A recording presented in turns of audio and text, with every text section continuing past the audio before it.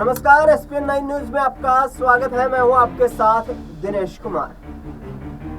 20 दिसंबर 2024 को हरियाणा के 5 बार के मुख्यमंत्री इनेलो के संस्थापक चौधरी ओम प्रकाश चौटाला का निधन हो गया था।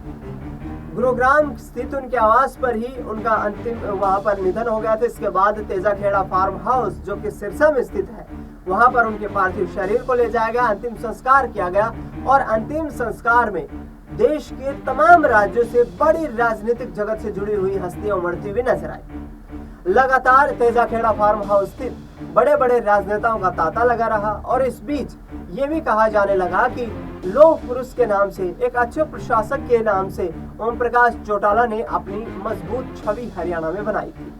किसानों, नौजवानों की आवाज को उठाने के लिए वो लगातार संघर्षरत, प्रयासरत रहे और उन्होंने लगातार प्रदेश की बेहतरी के लिए तमाम वो कदम उठाए जो कि एक प्रदेश को प्रगति करने के लिए आवश्यक होते हैं। लेकिन इस बीच सफीदो विधानसभा सीट से विधायक रामकुमार गौतम ने एक बड़ा ऐलान कर दिया है।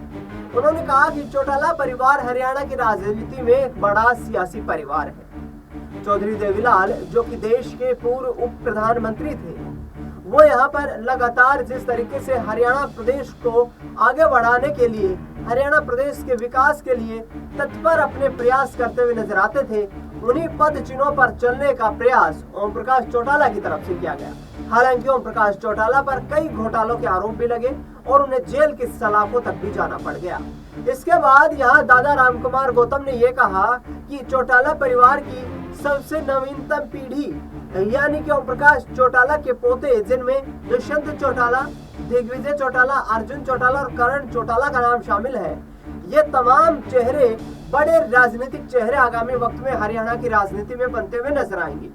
दुष्यंत चौटाला में राजनेताओं वाली वो तमाम क्वालिटी मौजूद है जो एक राजनेता के अंदर होनी चाहिए और जिस पर जनता विश्वास कर सके। यानी कि रामकुमार गौतम ने दुष्यंत चौटाला को एक बार फिर से हरियाणा का बड़ा उभरता हुआ राजनेता बताया है। उन्होंने कहा कि इतने कम समय में ही डिप्टी चीफ मिनिस्टर तक का रास्ता तय कर लेना आसान नहीं होता, लेकिन दुष्यंत में वो काबिलियत थी जिसके आधार पर उन्होंने डिप्टी सीएम बनने तक का सफर तय किया। ऐसे में अब आगामी वक्त में देखना ये होगा कि ओम प्रकाश चौटाला का परिवार यानी कि दोनों बेटे अभय सिंह चौटाला और अजय सिंह चौटाला क्या आगामी वक्त में एकजुट होते हुए नजर आएंगे, क्योंकि बड़ा सवाल ये खड़ा हो रहा है कि आखिरकार अब चौटाला परिवार की राजनीतिक रणनीतियां क्या होंगी, राजनीतिक आधार पर किस तरीके से आगे बढ़ेंगे। क्योंकि पिता ओम प्रकाश चौटाला के निधन पर तो परिवार एकजुट नजर आया है, लेकिन ये राजनीतिक एकजुटता क्या आगे आने वाले वक्त में दिखाई देगी, ये भी बड़ा सवाल खड़ा हो गया है। ऐसे में दुष्यंत चौटाला ने कहा कि जो ईश्वर को मंजूर है वही होना है और उसके बाद सिर्फ बहाने होते हैं। ऐसे में उन्होंने कहा कि ओम प्रकाश चौटाला हरियाणा की राजनीति के एक ऐसे राजनेता थे जिन्हें आगामी वक्त में हरियाणा प्रदेश की जनता समय समय पर याद करती रहेगी। फिलहाल इस खबर में इतना ही। देश दुनिया की तमाम बड़ी खबरों के लिए आप देखते रहिए एसपीएन 9 न्यूज।